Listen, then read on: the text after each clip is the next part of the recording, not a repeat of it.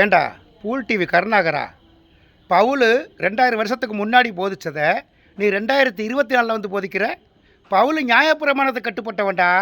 அதனால நியாயப்பிரமாணத்தில் இருந்தவங்களுக்கு போய் சொல்ல வேண்டி அவன் போதிச்ச அந்த போதனையை இப்போ வந்து நியாயப்பிரமாணத்தை நிறைவேற்றணும்னு எப்போ 2000 வருஷம் கழிச்சா சொல்லுவேன்?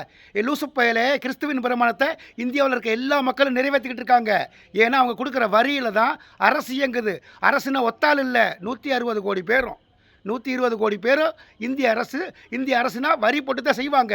அப்போ ஒரு பாரத்தை ஒருவர் சுமக்கிறாங்க. ஒரு பாரத்தை ஒருவர் சுமக்கிறதுனால தான் இத்தனை இலவசம் செய்கிறாங்க, இத்தனை ஆஸ்பத்திரி இருக்குது, இத்தனை பள்ளிக்கூடம் இருக்குது. இப்போ அரசுங்கிறது மொத்த தேவை தான் இயேசுவில் அரசு. ஜனநாயகம் தான் இயேசுவில் கொடுத்த புதிய உடன்படிக்கை. இங்கே அரசன் இல்லை, அடிமை இல்லை, எல்லாருமே அரசன். இந்தியாவில் பிறந்த எல்லா அரசன் எல்லாருமே காசு போட்டு தான் இந்தியாவை இயக்கிக்கிட்டு இருக்காங்க. அப்போ இந்தியாவில் இருக்க எல்லாருமே கிறிஸ்துவின் பிரமாணத்தை நிறைவேற்றுறாங்க.